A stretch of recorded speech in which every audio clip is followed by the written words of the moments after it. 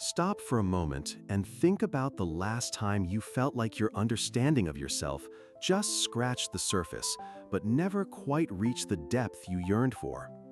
In my research of Carl Jung's work, I have often encountered this yearning itself as a pivotal aspect of the Jungian journey. The deep hunger to not just understand, but truly expand and embody the unconscious layers. Within Jung's psychology reveals a transformative path that extends far beyond academic study or casual reading.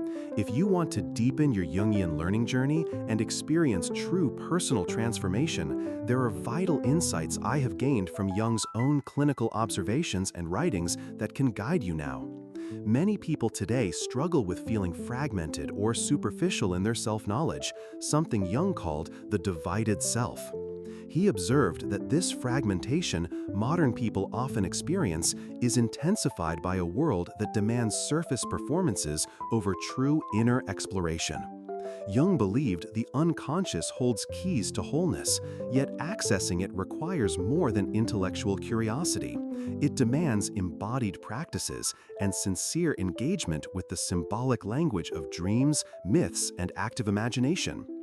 From Jungian case studies I have examined, people who merely read Jung's concepts but never ventured into applying them found themselves overwhelmed or confused, while those who embraced his method of active participation gradually uncovered profound insights into their shadow, their anima or animus, and ultimately began the process of individuation. This made me realize just how urgent it is to move beyond theory and embrace living the journey. Take a deep breath and allow yourself to feel the weight of this truth. Jung discovered the unconscious is like a vast ocean beneath your feet, full of treasures and monsters alike, but only those willing to dive deeply can retrieve pearls of wisdom. How can you begin to dive more fully into this ocean? One of Jung's most impactful discoveries was the power of active imagination, a technique he himself developed and refined through personal trial. Simply put, active imagination is a conscious dialogue with the unconscious, where you allow images, dreams, or feelings to emerge without judgment and then engage with them creatively through writing, drawing, or speaking. This differs significantly from mere passive reflection. It invites you to become a co-creator in the unfolding of your psyche. I have found in Jung's theories that setting aside daily time to practice active imagination can shift your relationship with your inner world drastically. For example, Jung once helped a patient who struggled with an oppressive inner critic by guiding her to imagine a dialogue with this critical figure, uncovering its origin and eventual transformation into a more supportive presence. This case not only highlights the pragmatic nature of Jung's approach, but also his belief in the psyche's capacity to heal itself when approached with respect and curiosity. Additionally, Jung emphasized the importance of engaging with archetypes, the universal symbols and myths embedded in your psyche. By studying archetypal motifs and observing how they manifest in your dreams, behavior, or cultural experiences, you deepen your connection to collective unconscious layers that enrich personal meaning. This is where I advise young learners to explore mythology, literature, and art alongside psychology textbooks, because Jung's psychology thrives in this multidisciplinary space. Another crucial step Jung advocated was embracing the shadow, your unconscious parts that your ego tends to reject or deny. This is arguably one of the most challenging yet rewarding aspects of Jungian growth. Confronting the shadow with openness fosters authenticity and resilience as you integrate what was hidden into conscious awareness.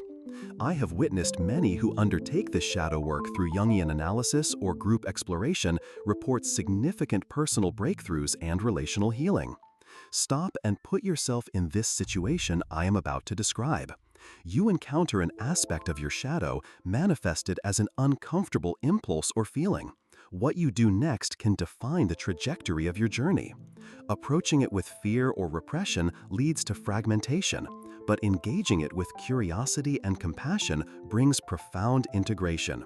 So practically, how do you expand your Jungian learning journey? First, immerse yourself in Jung's primary texts, such as Psychological Types or the Red Book, alongside reliable contemporary Jungian commentaries to ground your understanding.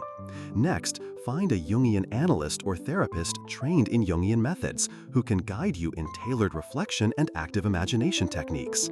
Many universities and Jungian institutes offer workshops and courses that blend theory with experiential practice, which I strongly recommend. Cultivating journaling habits that include dream recording and active imagination reflections fosters consistent engagement. I encourage you to explore group settings where you can share insights and shadow work safely with like-minded seekers, because social validation and communal wisdom were aspects Jung himself valued deeply. Remember that expanding your Jungian journey is not a race, but a gradual unfolding, a lifelong process Jung called individuation. This path is illuminated by patient self-exploration, trust in your psyche's intelligence, and willingness to embrace paradoxes within yourself. In closing, Jung wanted people to recognize that true psychological growth occurs when we move courageously beyond intellectual knowledge into a living dialogue with our unconscious selves. This journey can transform confusion into clarity, fragmentation into wholeness, and fear into creative power. When you commit to these steps, your learning becomes a personal odyssey rich with discovery and healing. Tomorrow, I will delve into a critical topic: what are common mistakes people make when exploring the shadow? And Jung's insights on this question are essential because shadow work is foundational and often misunderstood without his guidance. It can lead to stagnation or re-traumatization. I invite you to like this video, share your experiences or questions in the comments, and subscribe so you do not miss what promises to be a vital next chapter in your Jungian exploration. Remember, every step you take in this journey carries the potential to bring you closer to the authentic, integrated self that Jung envisioned for all of us.